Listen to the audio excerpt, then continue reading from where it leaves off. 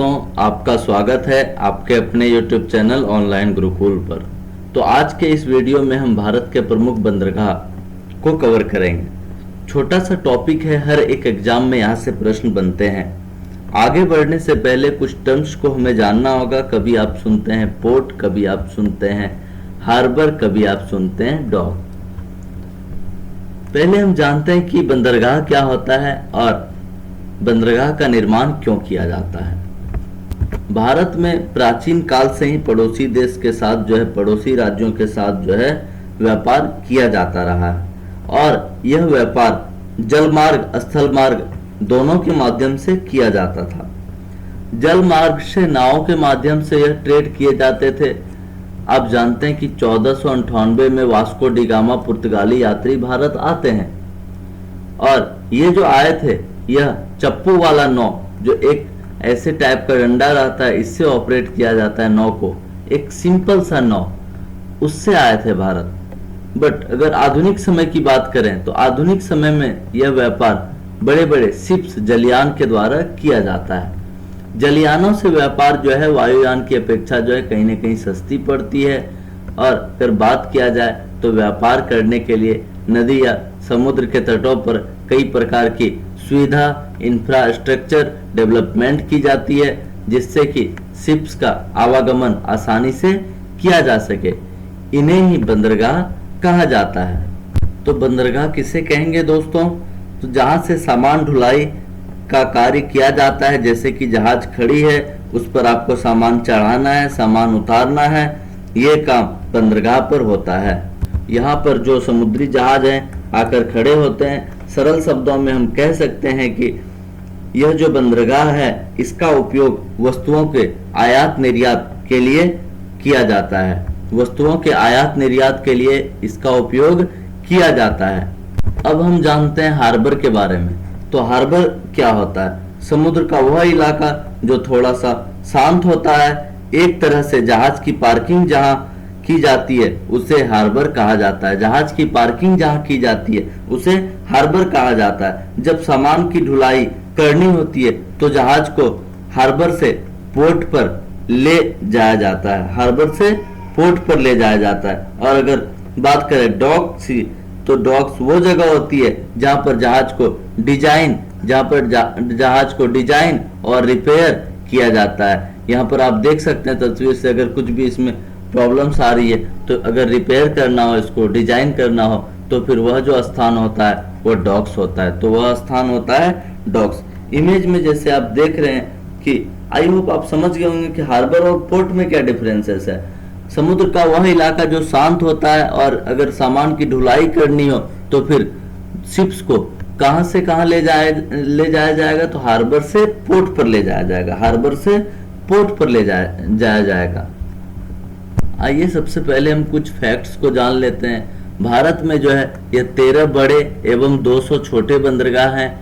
Exam में जो प्रश्न बनते हैं वो यहीं से प्रश्न बनते हैं। और अगर देखा जाए तो 13 जो बड़े बंदरगाह हैं भारत में, 13 बड़े बंदरगाहों में से जो सर्वाधिक बंदरगाह है, बड़े बंदरगाह की मैं बात कर रहा हूँ, यह तमिलनाडु में है। 3 बंदरगाह यह आपका तमिलनाडु राज्य में है। और अगर छोटे बंदरगाह की बात की जाए तो जो 200 छोटे बंदरगाह है उसमें से सबसे अधिक जो बंदरगाह है वह महाराष्ट्र राज्य में है, 53। सबसे अधिक बंदरगाह कौन से राज्य में? वह महाराष्ट्र राज्य में है। अगर छोटे बंदरगाह की बात की जाए, बंदरगाह 2 प्रकार के होते हैं। एक तो आ जाएगा आपका नेचुरल पोर्ट, सेकेंड आ जाएगा आपका आर्टिफिशियल पोर्ट, यानी कि प्राकृतिक बंदरगाह और कृत्रिम बंदरगाह। बंदरगाह के लिए जरूरी है कि जहां पर बंदरगाह है वहां पर समुद्र शांत होनी चाहिए, नहीं तो जो समुद्री लहरें होती है, समुद्री सुनामी होती है, उसके वजह से बंदरगाह एवं समुद्री जहाज दोनों को नुकसान पहुंच सकती है। और जहां पर पोर्ट होते हैं, बंदरगाह होते हैं, वहां की तट रेखा जो होती है टेढ़ी मेढ़ी होती है। जो इससे कि आप जानते हैं गुजरात की तट रेखा वो बहुत ही ज्यादा टेढ़ी मेढ़ी है। और अगर बात किया जाए तो टेढ़ी मेढ़ी इसलिए होनी चाहिए तट रेखा, क्योंकि अगर सीधी तट रेखा हो, यहाँ पर समुद्री लहरें आकर के सीधे तौर पर टकराएंगी। यहाँ पर समुद्री लहरें सीधे तौर पर टकराएंगी। अगर टेढ़ी रेखा हो तो ऐसे में अगर बात किया जाए तो फिर जैसे मान लेते हैं हम कि एक ये आपका टेढ़ी रेखा वाली जो है ना, कह सकते हैं कि एक स्थान है, यहाँ से जो समुद्री लहरें आएंगे कहीं ना कहीं इसके इस साइड में टकराएंगे, इधर टकराएंगे, इधर यहाँ तक आने में, कहीं अगर यहाँ पर पोर्ट है, यहाँ तक आने में समुद्री लहरों को कहीं ना कहीं बहुत ही सामना करना पड़ेगा इन सभी कहीं ना कहीं तटों का। और ऐसे में यहाँ पर समुद्री लहरों का कोई खास प्रभाव नहीं होता है, ज्वार भाटा का कोई खास प्रभाव नहीं होता है। तो जो नेचुरल पोर्ट होते हैं, यानी कि जो प्राकृतिक बंदरगाह होते हैं, वैसे तो नाम से ही क्लियर है, जो बंदरगाह के विकास के लिए परिस्थितियां चाहिए वह पहले से ही विद्यमान है, पहले से ही अस्तित्व में है। और हम कह सकते हैं कि बिना मानव के प्रयास से जो तट रेखा हो वह टेढ़ी मेढ़ी हो, यानी कि जो अनुकूल परिस्थितियां चाहिए वह पहले से ही विद्यमान हो, तो वैसे में इसे कही जाती है प्राकृतिक बंदरगाह। और कृत्रिम बंदरगाह हो जाएगा जब मानव के द्वारा, मानव के प्रयास से तट रेखा को कहीं ना कहीं टेढ़ी मेढ़ी तो नहीं कर सकते हैं तट रेखा को। उसके लिए हम लोग करते क्या है, तो जैसे मान लेते हैं कि एक आपका ये आ जाएगा, आपका सीधी अगर तट रेखा है, मान लेते हैं ये वाला सीधी तट रेखा, तो ऐसे में जो है कहीं ना कहीं एक कंक्रीट का अगर दीवार बना दिया जाएगा यहाँ पर इस जगह पर, तो ऐसे में सीधी की सीधी जो है यहाँ पर लहरें आकर के नहीं टकराएंगी। ऐसे में जो है कहीं ना कहीं सुनामी वगैरह जो भी समुद्री लहरें हैं, इससे नुकसान बहुत ही ना के बराबर फिर हो जाएगा। तो इसे कहा जाता है कृत्रिम बंदरगाह। देश में 3 बड़े कृत्रिम बंदरगाह हैं जो कि कहीं ना कहीं एग्जाम में प्रश्न बनते हैं, उसको हम लोग अभी डिस्कस करेंगे। अभी हम यहाँ पर देखें कि 13 बड़े बंदरगाह में से सर्वाधिक 3 तमिलनाडु में बंदरगाह हैं। तो यहाँ पर आप देख सकते हैं जो रेड कलर में है ये बड़े बंदरगाह हैं, एन्नौर, चेन्नई और तूतीकोरिन। ये जो बड़े बंदरगाह हैं ये सर्वाधिक कौन से राज्य में है? तमिलनाडु राज्य में है। और आप देख रहे हैं बहुत ही छोटे छोटे बंदरगाह हैं, यहाँ से क्वेश्चंस नहीं बनते हैं। अगर देखा जाए तो यहाँ से क्वेश्चंस नहीं बनते हैं। आपको जो मेन प्रमुख बंदरगाह है जहां से क्वेश्चंस बनते हैं उन सभी को यहाँ पर जो है क्लियर करना है। तो हम शुरुआत करते हैं पश्चिमी तट से। जो शुरुआत हम लोग कर रहे हैं या पश्चिमी तट से कर रहे हैं, और जो पहला बंदरगाह है वह है कांडला पोर्ट, वह है आपका कांडला बंदरगाह। पहले हम जान लेते हैं कि जो 13 बंदरगाह है उसमें से एक आपका आ जाएगा कांडला पोर्ट। यहाँ पर आप देख सकते हैं 2 नंबर मुंबई, 3 नावा सोवा, 4 मार्मा गोवा, 5 न्यू मंगलोर, 6 कोच्चि, यानी कि 6 बंदरगाह है जो कि आपके पश्चिमी तट पर है। ये हमारा प्रायद्वीपीय भारत है और हम जानते हैं कि इस ओर यानी कि प्रायद्वीपीय भारत के पश्चिमी ओर जो है यह पश्चिमी तट कही जाती है, यह जो है यह पश्चिमी तट कही जाती है। जबकि अगर पूर्वी तट की बात की जाए तो यह है हमारा पूर्वी तट, क्योंकि यह पूर्वी ओर है, यह आप समझ रहे हैं। और अगर बात किया जाए तो 6 बंदरगाह है जो कि पश्चिमी तट पर है। ओके, इसके बाद हम देखते हैं कि 7 नंबर तूतीकोरिन, 8 आपका चेन्नई, 9 और विशाखापट्टनम, पारादीप और कोलकाता, यानी कि 6 पोर्ट है जो कि पूर्वी तट पर भी है। तो 6 टोटल 12 हुए, और एक हो जाएगा आपका पोर्ट ब्लेयर जो कि अंडमान निकोबार की राजधानी पोर्ट ब्लेयर में स्थित है, पोर्ट ब्लेयर पोर्ट। टोटल आपके हो जाएंगे 13 पोर्ट, 13 बंदरगाह टोटल। तो आइए हम लोग शुरुआत करते हैं कांडला बंदरगाह से। तो जो यह कांडला बंदरगाह है यह गुजरात राज्य में अवस्थित है। कौन से राज्य में? गुजरात राज्य में अवस्थित है। और हम देखते हैं कांडला बंदरगाह का नाम बदलकर अब दीनदयाल बंदरगाह कर दिया गया है। और यह बंदरगाह जो है भारत विभाजन के बाद विकसित किया गया। क्वेश्चंस पूछा जाता है मोस्ट इंपोर्टेंट कि कौन सा बंदरगाह जो है भारत विभाजन के बाद विकसित किया गया। स्वतंत्रता से पूर्व जो है पश्चिमी देशों से व्यापार करने के लिए कराची बंदरगाह का प्रयोग किया जाता था। हम यहाँ पर लोकेशन देख सकते हैं कराची बंदरगाह का, ये है आपका कराची। तो यहाँ पर है कराची बंदरगाह और हमारा भारत, हमारा प्यारा सा भारत यहाँ पर है। तो ऐसे में ये है हमारा प्यारा भारत। तो ऐसे में आप देख सकते हैं कि दोनों बहुत ही निकट थे। और जो है कहीं ना कहीं जब भारत का विभाजन किया जाता है तो यह जो कराची बंदरगाह है यह पाकिस्तान के पास चला जाता है। ऐसे में जो है भारत को जरूरत थी एक ऐसे पोर्ट की जो कहीं ना कहीं उत्तर भारत के आवश्यकताओं की पूर्ति करने के लिए कोई ऐसा पोर्ट होनी चाहिए था, तो इसलिए जो है यहाँ पर कांडला बंदरगाह को विकसित किया गया। कहां पर? तो गुजरात राज्य में, जो कि अगर बात किया जाए तो उत्तर भारत की आवश्यकताओं की सर्वाधिक पूर्ति इसी बंदरगाह से की जाती है। कौन से बंदरगाह से? तो आपका आ जाएगा कांडला बंदरगाह। आंसर आ जाएगा आपका कांडला बंदरगाह। क्यों?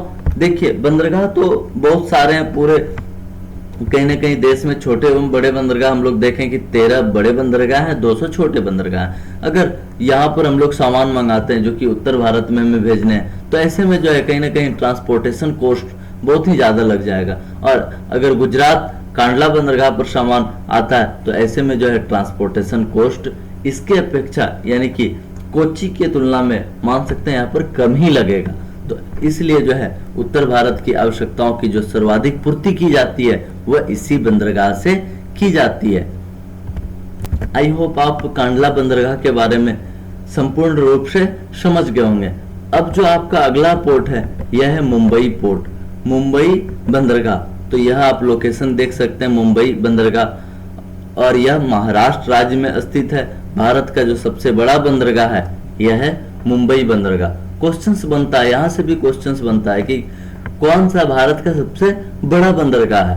और एक इंपॉर्टेंट फैक्ट आ जाएगा कि सर्वाधिक व्यापार, और ये कंसेप्ट भी है कहीं ना कहीं, जो सर्वाधिक व्यापार किया जाता है पूरे भारत देश में कौन से बंदरगाह से, तो हो जाएगा आपका मुंबई बंदरगाह। और कहीं ना कहीं इस पोर्ट को, इस बंदरगाह को गेटवे ऑफ इंडिया, भारत का प्रवेश द्वार भी कही जाती है। भारत का प्रवेश द्वार भी कही जाती है। भारत का प्रवेश द्वार कौन सी बंदरगाह को कही जाती है? तो मुंबई बंदरगाह को। नेक्स्ट अब आता है आपका नाहवा सेवा बंदरगाह। तो हम अभी पढ़े कि मुंबई बंदरगाह से देश का सर्वाधिक व्यापार कौन से बंदरगाह से किया जाता है? मुंबई बंदरगाह से। और इसी दबाव को कम करने के लिए नाहवा सेवा बंदरगाह को विकसित किया गया। और हम देखते हैं कि जब यह महाराष्ट्र में, मुंबई है इसके नजदीक ही है, यह जो है यह भी पड़ता है आपका कौन से राज्य में? महाराष्ट्र में। और यह एक कृत्रिम बंदरगाह है। और इसका जो एक अन्य नाम है जवाहरलाल नेहरू बंदरगाह, वेरी वेरी इंपॉर्टेंट। और इसका अन्य नाम क्या है? तो जवाहरलाल नेहरू बंदरगाह। और यह कौन से राज्य में है? महाराष्ट्र राज्य में। यह कृत्रिम बंदरगाह है, यह आर्टिफिशियल पोर्ट है, विकसित किया गया। इस वर्ड से भी आप समझ सकते हैं किसके दबाव को कम करने के लिए? तो मुंबई बंदरगाह पर बढ़ते दबाव को कम करने के लिए नाहवा सेवा बंदरगाह को विकसित किया गया। अब नेक्स्ट, अब आपका आ जाएगा जो इसके दक्षिण में है, यह मार्मा गोवा। तो हम यहाँ पर देखते हैं कि यह गोवा राज्य में स्थित है। जो मार्मा गोवा बंदरगाह है यह गोवा राज्य में स्थित है। और आप दक्षिण भारत के नदियों में पढ़े हुए थे कि जो जुआरी नदी है यह कहीं ना कहीं कौन से राज्य में है? तो यह गोवा कर्नाटक के बॉर्डर के समीप ही पड़ता है। तो जो यह बंदरगाह है, मार्मागांव बंदरगाह जो है, यह जुआरी नदी के मुहाने पर स्थित है। ईरान को लौह अयस्क का निर्यात जो किया जाता है यह इसी बंदरगाह से किया जाता है, मार्मागांव बंदरगाह से। इसके बाद आपका आ जाता है न्यू मंगलौर पोर्ट। अच्छा, इसको याद कैसे रखना है? तो गोवा साउंड से इसे याद रख लीजिए, गाओ गोवा, बस इसको ध्यान से जो है थोड़ा सा आप लेक्चर को रिव्यू कर लीजिए, बाकी याद रह जाएंगे। अब आता है न्यू मंगलौर पोर्ट कौन से राज्य में है? बस एग्जाम्स में यही क्वेश्चंस बनते हैं। जो डिटेल में क्वेश्चंस जहां से बनते हैं उसको मैं डिटेल में डिस्कस कर दे रहा हूं, बाकी जहां से क्वेश्चंस बहुत ही लाइटली पूछी जाती है उस, जैसे ये वाला है और कोच्चि बंदरगाह, ये सिर्फ राज्य पूछे जाते हैं कि कौन से राज्य में सिचुएटेड है यह बंदरगाह। तो न्यू मंगलौर बंदरगाह कहां पर है? तो यह कर्नाटक राज्य में है। कर्नाटक की राजधानी बंगलौर, इस साउंड से याद रख लीजिए, बंगलौर। और फिर यह कौन से राज्य में है? कर्नाटक राज्य में है न्यू मंगलौर बंदरगाह, जो कि आप देख सकते हैं, जो हमारा 5वां बंदरगाह है पश्चिमी तट के। इसके बाद आता है आपका पश्चिमी तट का सबसे अंतिम बंदरगाह। अंतिम राज्य कौन सा है? तो यह केरल है। और केरल का जो यह बंदरगाह है यह है आपका कोच्चि बंदरगाह, कोच्चि बंदरगाह, कोच्चि पोर्ट। अब नेक्स्ट आपका आ जाएगा पूर्वी तट के जो पोर्ट है, पूर्वी तट के जो बंदरगाह है। पहले हम देखते हैं यहाँ पर कोलकाता हल्दिया बंदरगाह। सबसे पहले पूर्वी तट के जो है कोलकाता हल्दिया बंदरगाह। जैसा कि नाम से ही क्लियर है कि यह जो बंदरगाह है यह कौन से राज्य में होगा, यह वेस्ट बंगाल पश्चिम बंगाल राज्य में होगा। कोलकाता बंदरगाह जो है यह हुगली नदी के तट पर है और जो हल्दिया बंदरगाह है वह कोलकाता का सहायक बंदरगाह है। हुगली नदी के तट पर है कोलकाता बंदरगाह और जो हल्दिया पोर्ट है यह समुद्री तट पर है। इस मैप से आप समझ सकते हैं यह जो है कहीं ना कहीं जो हल्दिया पोर्ट है यह समुद्री तट पर है और जो कोलकाता बंदरगाह है यह हुगली नदी पर है, हुगली नदी पर है। और हम यहाँ पर देखते हैं कि दोनों के बीच की दूरी जो है कहीं ना कहीं अबाउट 100 किलोमीटर है, 100 किलोमीटर है दोनों के बीच की दूरी। ये दोनों अलग अलग बंदरगाह है लेकिन दोनों को एक में ही काउंट किया जाता है। वह क्यों? क्योंकि जो सहायक बंदरगाह है किसका, कोलकाता बंदरगाह का, जो हम लोग 13 बंदरगाह पढ़े, 13 में से अगर बात किया जाए तो कोलकाता हल्दिया बंदरगाह को एक ही गिना जाता है। तो ये जो कोलकाता पोर्ट है, ये जो कोलकाता पोर्ट है, यहाँ पर एक समस्या है। यहाँ पर अगर बात किया जाए तो एक समस्या है क्योंकि यहाँ पर गाद जो सिल्ट होता है समुद्र में, नदी में जो सिल्ट होता है, गाद जो होता है यह हुगली नदी में काफी मात्रा में जमा हो जाती है, जिससे जो जल का स्तर है वो काफी कम हो जाता है। तो हुगली नदी के द्वारा यहाँ पर पानी छोड़ा जाता है जो कोलकाता बंदरगाह पर है। और अगर बात किया जाए तो तब भी यहाँ गाद काफी मात्रा में रहती है। इसी कारण एक यहाँ पर सहायक पोर्ट को बनाया गया, सहायक पोर्ट को विकसित किया गया, वह है आपका हल्दिया पोर्ट। तो कोलकाता बंदरगाह का सहायक बंदरगाह कौन सा है, पूछा जा सकता है क्वेश्चन।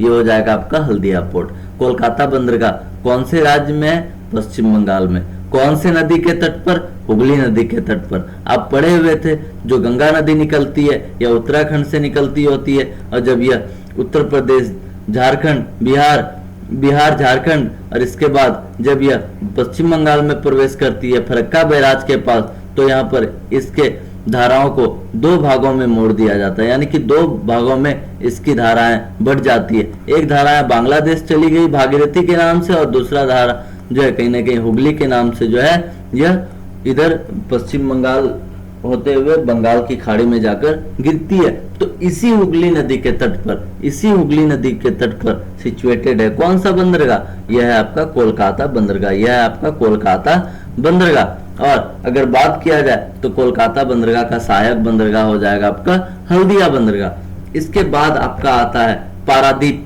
बंदरगाह, जो इसके बाद है आपका यह है पारादीप बंदरगाह।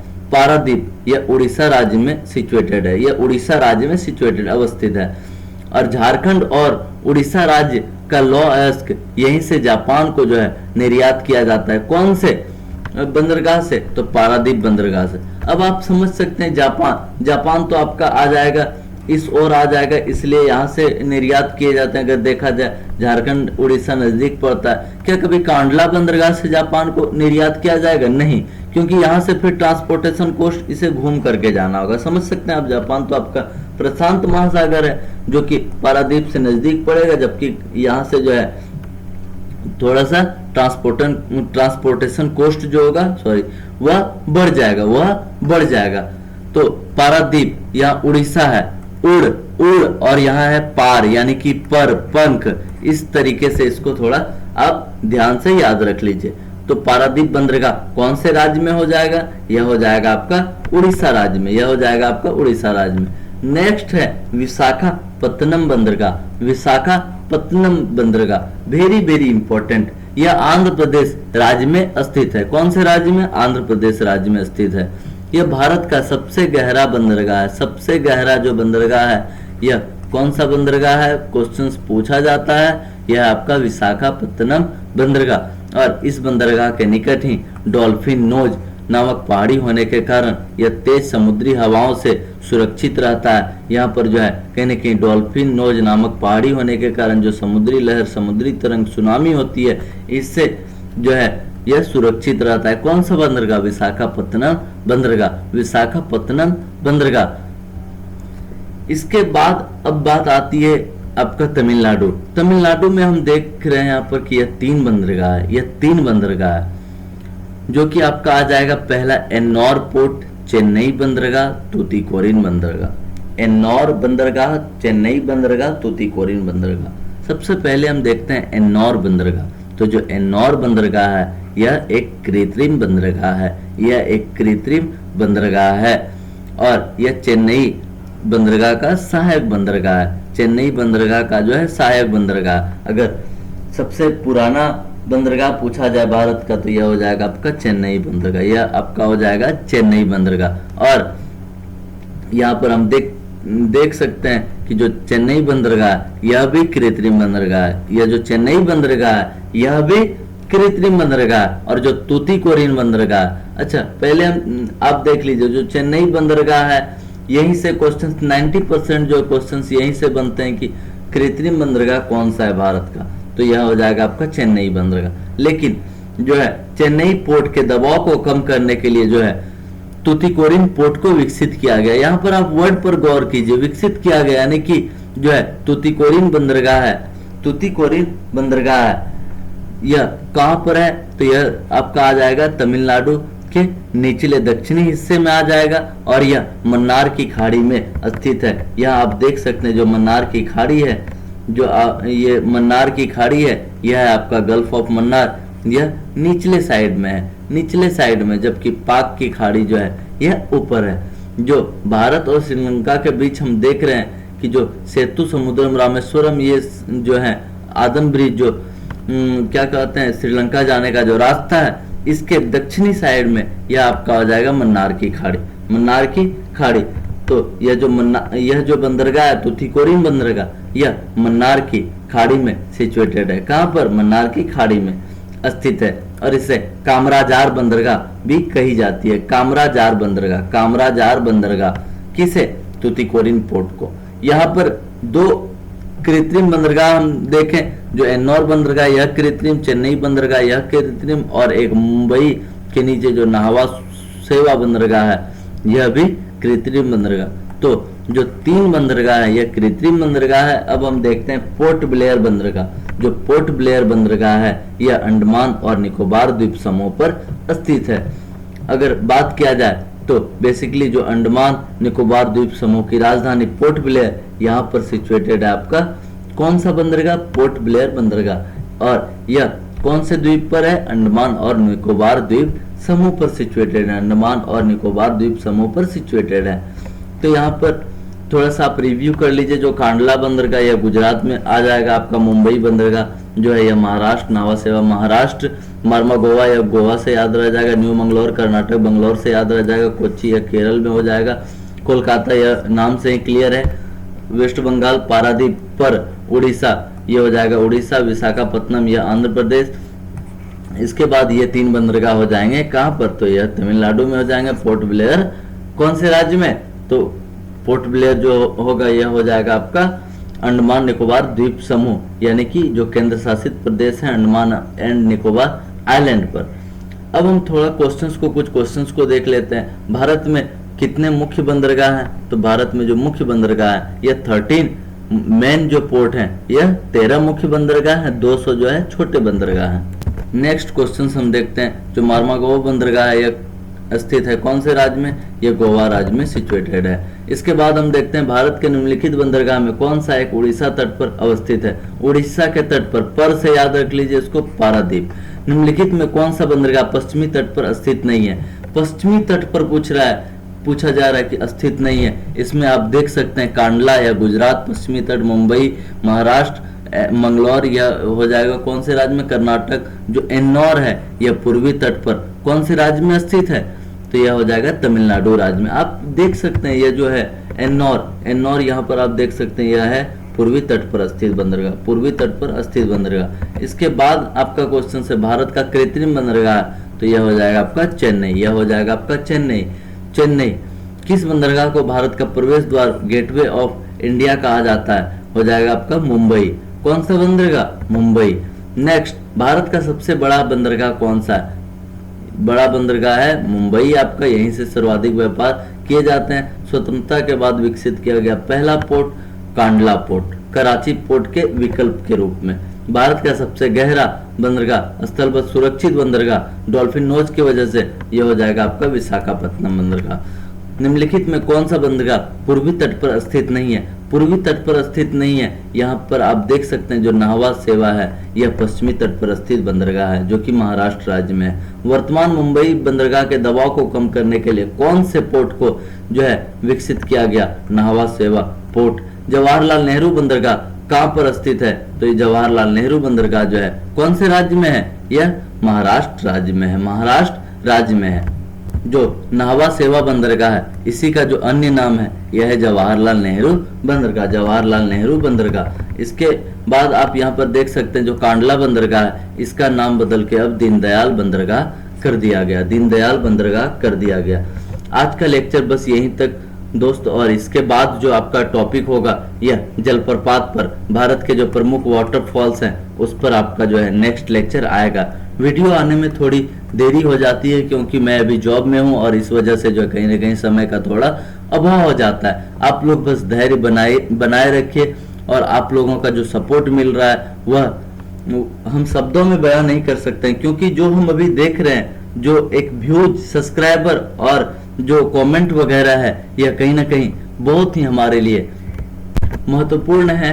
अभी तो शुरुआत है, इसके बाद जो है कहीं ना कहीं इंडियन जो कहीं ना कहीं कह सकते हैं कि जो मॉडर्न हिस्ट्री है, मॉडर्न हिस्ट्री की भी जो है शुरुआत की जाएगी।